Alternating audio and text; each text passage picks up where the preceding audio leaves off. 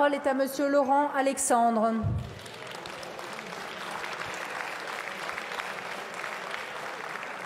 Madame la Présidente, ma question s'adresse à Monsieur le ministre de l'Économie. Quel est l'avenir des fonderies en France? MBF dans le Jura, Fonderie du Poitou, Fonderie de Bretagne et maintenant la SAM en Aveyron. Fermeture de sites, licenciements, délocalisation. Pourtant, la fonderie est un maillon indispensable de la souveraineté industrielle du pays et pour la bifurcation écologique. Pourquoi abandonner la SAM, qui est la seule fonderie en France à posséder un bureau d'études? Cette usine travaillait principalement avec Renault pour des moteurs hybrides et électriques qui sont vantés pourtant comme l'avenir. Cette situation est inacceptable. Elle résulte du choix de Renault de délocaliser cette activité en Espagne et en Roumanie. Elle résulte du choix politique du gouvernement d'accepter cette délocalisation. L'État est en effet actionnaire de Renault.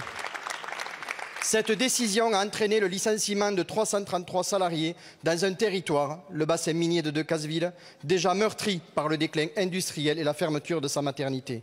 Nous avons appris hier que le projet de reprise de l'activité de SAM porté par l'industriel français et soutenu par les collectivités locales a été retiré. Pourquoi ? Parce que l'État refuse de s'y engager. C'est un abandon lâche et cruel des populations concernées, des salariés, mais aussi des intérêts économiques du pays.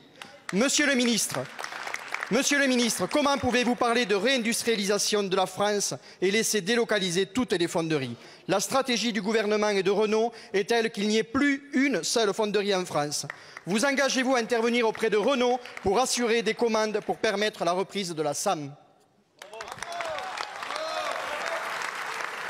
Je vous remercie. La parole est à Monsieur Roland Lescure, ministre délégué chargé de l'Industrie. Merci Madame la Présidente, Mesdames, Messieurs les députés, Monsieur le député Laurent Alexandre. Je tiens à affirmer une fois de plus mon refus de voir des entreprises privées toucher des subventions publiques. C'est ce que vous disiez, Monsieur Laurent Alexandre, quand vous étiez candidat du nouveau parti anticapitaliste aux élections régionales il y a quelques années.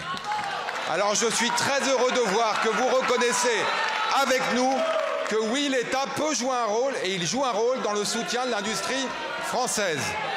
Et je ne laisserai personne dire que l'État n'a pas été présent depuis des mois dans le soutien de la SAM.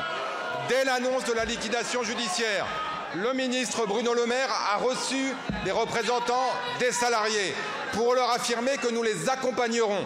Et nous le faisons. Ma prédécesseure, Agnès Pannier-Runacher, a annoncé une étude sur le bassin industriel pour le redynamiser et nous la suivons.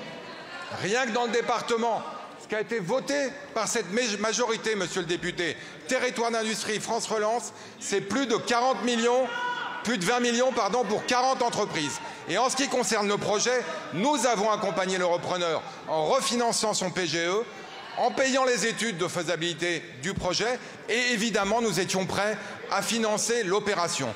Malheureusement, et là je vous rejoins, le repreneur n'a pas souhaité poursuivre cette opération pour deux raisons.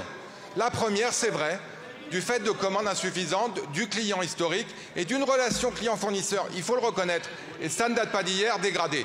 Mais aussi et surtout du fait de la conjoncture internationale, de la hausse des prix de l'énergie, qui rendait ce projet extrêmement risqué, sans doute trop risqué, au risque, et ça vous ne le souhaitiez pas, de fragiliser le repreneur lui-même. Alors aujourd'hui, monsieur le député, moi je pense, comme vous j'espère, aux salariés, aux 333 salariés que nous allons accompagner. J'ai déjà échangé avec mon collègue Olivier Dussopt, nous les accompagnerons jusqu'au... Merci, monsieur le ministre. Monsieur Alexandre.